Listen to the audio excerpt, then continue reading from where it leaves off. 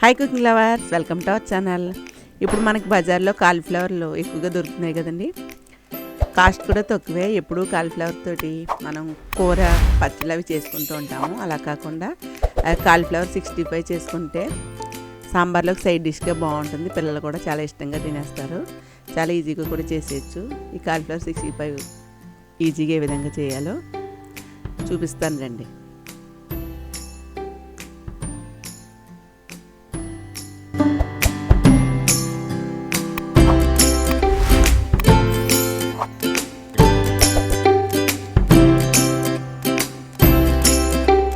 మనం కాలీఫ్లవర్ కొన్నప్పుడు ఫ్రెష్గా ఉన్నది తీసుకోవాలి. అలాగే ముద్దగా ఉన్న కాలీఫ్లవర్ని కొనుక్కుంటే అది బాగుంటుంది. అలా నేను ఫ్రెష్గా ఉన్న కాలీఫ్లవర్ ముద్దగా ఉన్నది తీసుకున్నాను.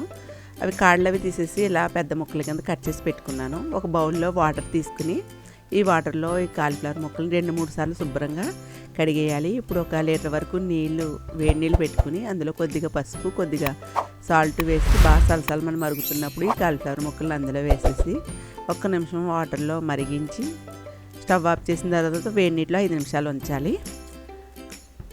కాలీఫ్లవర్కి ఒక ఫ్లేవర్ ఉంటుందండి, కొంచెం పసిరి వాసనలా. ఫ్లేవర్ లేకుండా బాగుంటుంది ఇలా చేస్తే.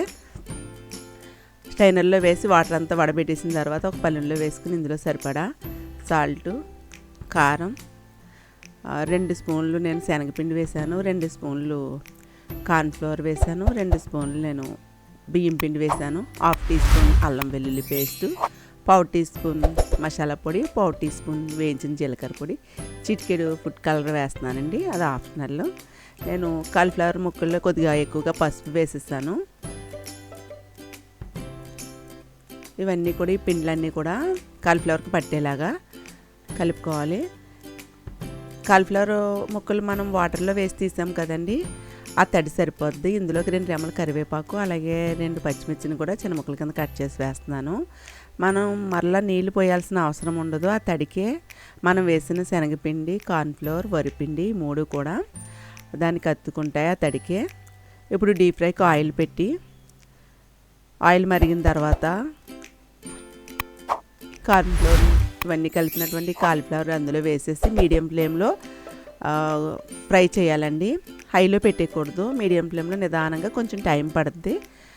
గోల్డెన్ బ్రౌన్ కలర్ వచ్చే వరకు వేయించుకుని అప్పుడు స్టైనర్తో తీసేసుకోవాలి. అదే లైట్ కలర్ ఉండగా తీసేసామంటే అవి మనకి కరకరలాడుతూ ఉండవు. అదేవిధంగా మిగిలిన కాలీఫ్లవర్ అంతా కూడా ఇలాగా ఆయిల్లో ఫ్రై చేసుకోవడమే. చాలా ఈజీగా చేసేసుకోవచ్చు.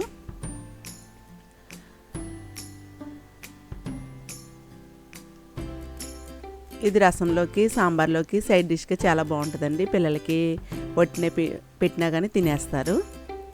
ఈ విధంగా కాలీఫ్లవర్ని మీరు ఈజీగా 65 చేయండి. టేస్ట్ అయితే చాలా బాగుంటుంది. చేసే విధంగా కుదిరిందో కామెంట్ చేయండి. ఈ వీడియో నచ్చితే లైక్ చేయండి. ఇంతవరకు మన ఛానల్ సబ్స్క్రైబ్ చేయకపోతే సబ్స్క్రైబ్ చేసి సపోర్ట్ చేయండి. బెల్ ఐకాన్ని యాక్టివేట్ చేయండి. చూడండి, చూస్తుంటేనే ఎంత క్రిస్పీగా ఉన్నాయో. నెక్స్ట్ వీడియోలో కలుసుకుందాం. Happy cooking.